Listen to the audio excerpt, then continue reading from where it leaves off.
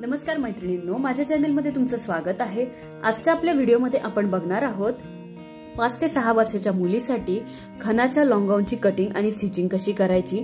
त्याचबरोबर हा लॉंग गाऊन आणि त्यावरती आपण एक अशा प्रकारचं जॅकेट शिवणार आहोत जेणेकरून हे जॅकेट घातल्यानंतर हा ड्रेस जो आहे परकर पोलक्यासारखा दिसतो। म्हणजे एका ड्रेसचे दोन टाइप, हा एकच ड्रेस आपल्याला दोन प्रकारे घालता येतो।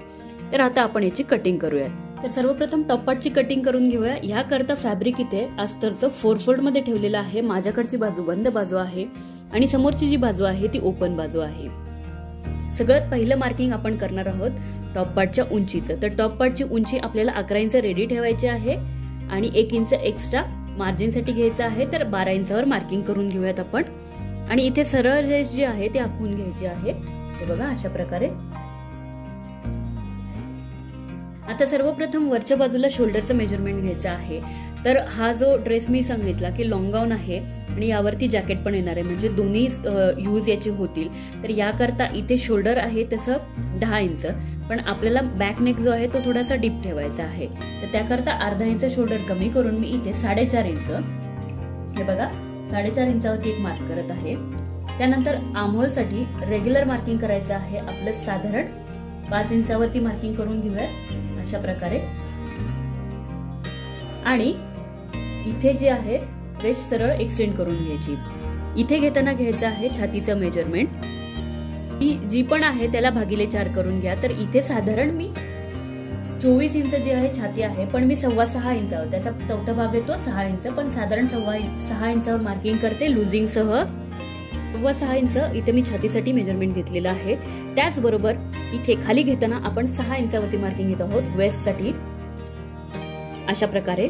आणि आता काय करायचं आहे, पुढे मार्जिन घ्यायची आहे। साधारण इथे 2-2 इंचाची आपली मार्जिन येत आहे, जेणेकरून जास्त दिवस हा ड्रेस मुलगी घालू शकेल। हे बघा आता हे पॉइंट्स जे आहेत कनेक्ट करून घ्यायचे आहेत।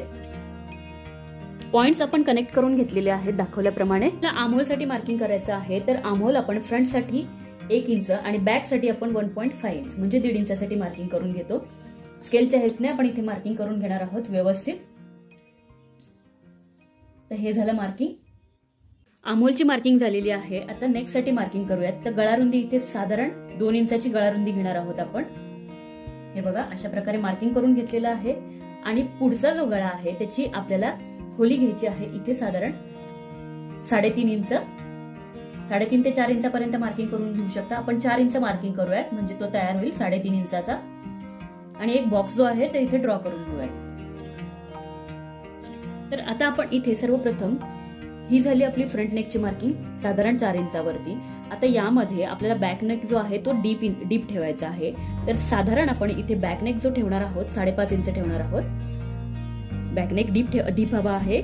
इथे झिप वगैरे अटॅच नाही करायची आहे, व्ही नेक ठेवणार आहोत बॅक मध्ये। तर अशा प्रकारे एक बॉक्स बॅक साठी आपण करून घेतलेला आहे। आता आपण सर्वप्रथम जो फ्रंट नेक आहे त्याची मार्किंग करून घेऊयात। तर फ्रंट साठी इथे आपण अशा प्रकारे पानाचा आकार देऊन घेणार आहोत। हे बघा तुम्ही तुमच्या आवडीप्रमाणे कोणताही आकार इथे देऊन घेऊ शकता। तर फ्रंट नेक साठी आपण पानगळा घेतलेला आहे, गोल आकार घेऊ शकता तुम्ही इथे किंवा पंचकोनी देखील घेऊ शकता। तर इथे पानाचा आकार घेतलेला आहे। आता इथूनच आपल्याला अशा प्रकारे व्ही नेक घ्यायचा आहे नॉर्मल। हे बघा अशा प्रकारे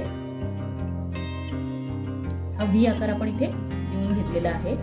अर्धा इंच आर्महोल साइडला शोल्डर जे आहेत ते डाऊन करून घ्यायचे आणि कटिंग करून घ्यायची आहे। सर्वप्रथम आपल्याला बॅक आर्महोलची कटिंग करून दोन्ही पार्ट सेपरेट करून घ्यायचे। अशा प्रकारे फ्रंट आणि बॅक पार्टची कटिंग झालेली आहे दाखवल्याप्रमाणे। फ्रंट पार्ट जो आहे तिथे पान नेक ठेवलेला आहे, बॅक मध्ये आपण व्ही नेक ठेवलेला आहे, जेणेकरून इथे झिप न लावता देखील हा ड्रेस जो आहे परफेक्टली अंगामध्ये फिट बसून जाईल। जी आपण अस्तरच्या फॅब्रिकवर कटिंग केली त्याचप्रमाणे आपल्याला मेन फॅब्रिकवरती पण कटिंग करून घ्यायची आहे अशीच। आता इथे मी मेन फॅब्रिक घेतलेला आहे। ही जी आहे मेन फॅब्रिकची उलटी बाजू आहे आणि 2 घड्या आहेत इथे आपल्याकडे। हे बघा अशा प्रकारे। तर सर्वप्रथम आपल्याला काय करायचं आहे, तर हे बघा अशा प्रकारे मी इथे मार्किंग करून घेत आहे 34 इंचावरती फोल्ड करून घेतलेला आहे। 34 इंचावरती मी फॅब्रिक अशा प्रकारे। आता आपल्याला जो घेर ठेवायचा आहे तर पुढच्या बाजूने 34 इंच आणि मागच्या बाजूने 34 इंच असा आपला घेर असेल गाऊनचा। आपल्या गाऊनची टोटल उंची आहे 36 इंच। 36 इंच रेडी ठेवायचा आहे। त्यात मधून आपल्याला 11 इंच जो आहे टॉप पार्ट मायनस करायचा आहे। 25 इंच जी आहे मायनस केल्यानंतर आपली उंची राहते ती बॉटमची उंची. तर आता आपल्याला बॉटमच्या उंचीसाठी साधारण हे बघा इथून आपल्याला मार्किंग करायचं आहे 26 इंचावरती. अर्धा इंच आपण इथे एक्स्ट्रा घेऊया. तर अशा प्रकारे मार्किंग करून घेऊयात.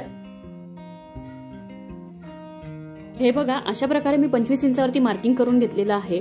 आता जी आपण लाईन ड्रॉ केलेली आहे तिथून आपल्याला फॅब्रिक जे आहे कट करून घ्यायचं आहे.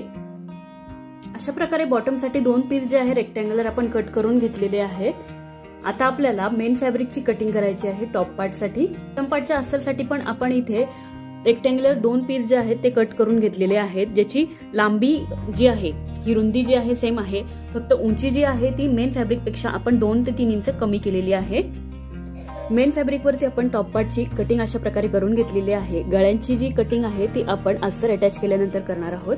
आता आपण याची स्टिचिंग करून घेऊया. इथे मेन फॅब्रिक घेतलेलं आहे टॉप पार्टचं आणि ही सरळ बाजू आहे. हे बघा ही जी आहे उलटी बाजू आहे, तर सरळ बाजूने ठेवलेलं आहे मेन फॅब्रिक. आता आपल्याला काय करायचं आहे त्यावरती हे बघा अशा प्रकारे हा जो आहे फ्रंट पार्ट आहे हा अशा प्रकारे ठेवून घ्यायचा आहे व्यवस्थित. आणि पूर्ण पार्ट जो आहे पिनने सिक्युअर करून घ्यायचा आहे सर्वप्रथम आपल्याला. आणि त्यानंतर आपल्याला अशी इथे टीप मारून घ्यायची आहे. तर बघा इथे नेक पार्टला आपल्याला स्टिचिंग करून घ्यायचे आहे. नेक पार्ट त्याचबरोबर आर्महोल पार्ट जे आहेत दोन्ही पण ते पण स्टिच करून घ्यायचे आहेत. तत्पूर्वी आपल्याला ह्या अशा प्रकारच्या पिन्स जे आहेत त्याने सिक्युअर करून घ्यायचे आहे फॅब्रिक. दोन्ही आपले जे गळ्याचे पार्ट आहेत आपण स्टिच करून घेतलेले आहेत. त्याचबरोबर आर्महोल पार्ट पण रेडी केलेले आहेत. आता जो एक्स्ट्रा पार्ट आहे तो अशा प्रकारे आपल्याला कट करून घ्यायचा आहे. फ्रंट पार्ट पण आणि बॅक नेक जो आहे त्याचाही आपल्याला हा पार्ट जो आहे कट करून घ्यायचा आहे. तर हे दोन्ही पार्ट्स आपण कट करून घेतल्यानंतर सरळ बाजूला करून घेऊयात, म्हणजे अस्तर जे आहे ते आतल्या बाजूने जाईल. दोन्ही पार्ट सरळ बाजूला करून घेतलेले आहेत. आता आपल्याला गळ्याभोवती आणि आर्महोल पार्ट भोवती आपल्याला टॉप स्टिचेस जे आहेत ते करून घ्यायचे आहे. त्याचबरोबर अस्तर जे आहे हे ओपन बाजू आहे तिथून आपल्याला अस्तर जे आहे अटॅच करून घ्यायचं आहे व्यवस्थित दोन्ही पार्ट्सला, फ्रंट आणि बॅक. दोन्ही पार्टचे आपण टॉप स्टिचेस करून घेतलेले आहेत. आता आपल्याला काय करायचं आहे की बॉटमचा जो पार्ट आहे तो इथे घ्यायचा आहे. बॉटम पार्ट घेतलेला आहे इथे आणि त्याला अस्तरचं जे फॅब्रिक आहे ते अटॅच करून घेतलेलं आहे.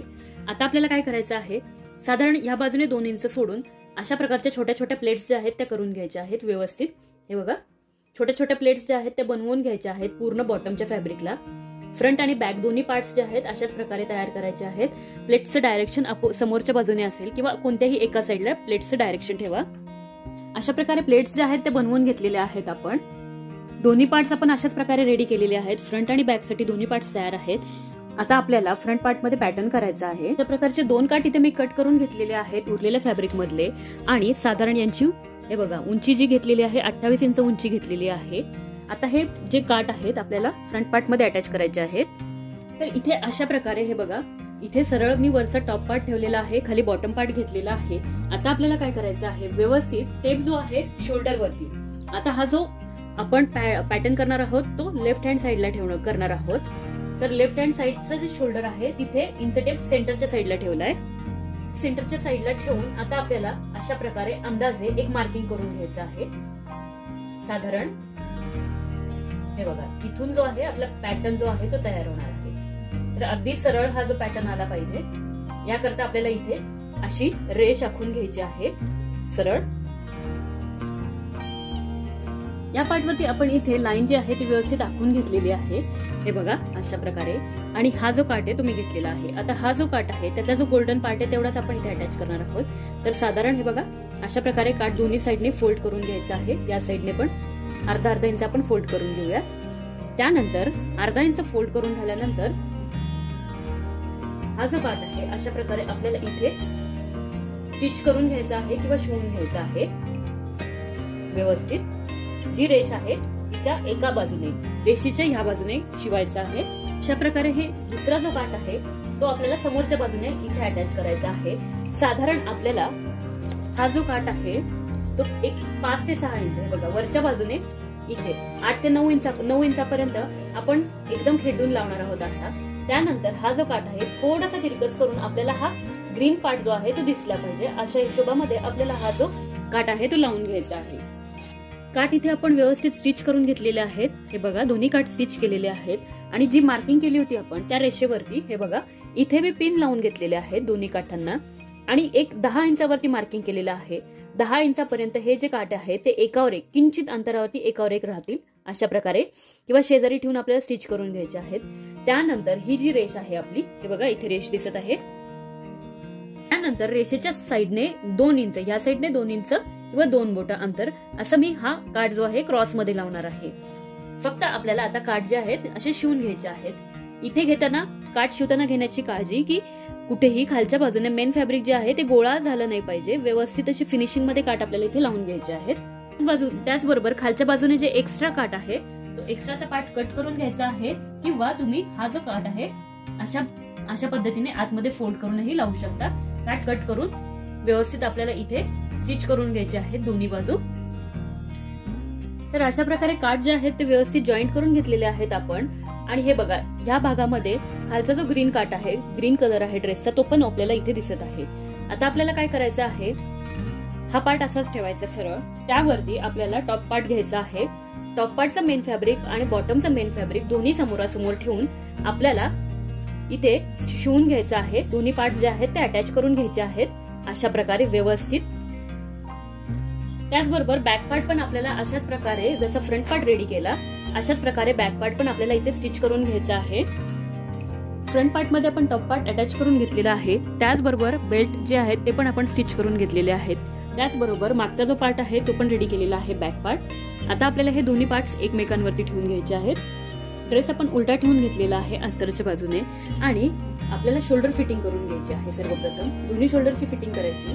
त्यानंतर फिटिंगसाठी आपण जेवढी पण मार्जिन सोडली होती ती मार्किंग करून घ्यायची आहे बॉटम साइड पर्यंत. अशा प्रकारे आपल्याला दोन्ही साइडने फिटिंग करून घ्यायची आहे. अस्तर अशा प्रकारे आतल्या बाजूने डबल फोल्ड करून स्टिच करून घ्यायचं आहे. तर मैत्रिणींनो, अशा प्रकारे आपण लॉंग गाऊनला फिटिंग करून घेतलेली आहे. आणि 5 ते 6 वर्षाच्या मुलीसाठी लॉंग गाऊन इथे खणाचा तयार झालेला आहे. व्हिडिओ कसा वाटला कमेंट्स करून नक्की कळवा. चॅनलला लाईक करा, शेअर करा आणि सबस्क्राईब करा. खाली दिलेल्या बेल आयकॉनवरती क्लिक करा, म्हणजे येणाऱ्या प्रत्येक व्हिडिओची नोटिफिकेशन तुम्हाला नक्की मिळेल.